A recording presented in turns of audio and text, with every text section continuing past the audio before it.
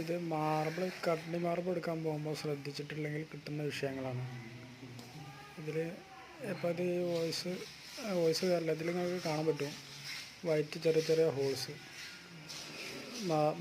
കഡ്നി marble already filling ഉണ്ടാവും, പക്ഷേ ഇത് ഫില്ലിങ് പ്രോപ്പർ അല്ലാത്തത് കൊണ്ടുള്ള വിഷയങ്ങളാണ്. ശ്രദ്ധിച്ച് ഞാൻ നോക്കിയാൽ കാണാം.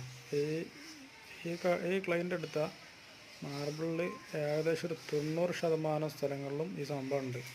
ഞാൻ വളരെ കുറച്ച് സ്ഥലം മാത്രം ഞാൻ ഇപ്പോൾ എടുത്തതാണ്, നമ്മളെ ഈ ഒരു ഇതിന് വേണ്ടി മാത്രം, ചാനലിന് വേണ്ടി മാത്രം.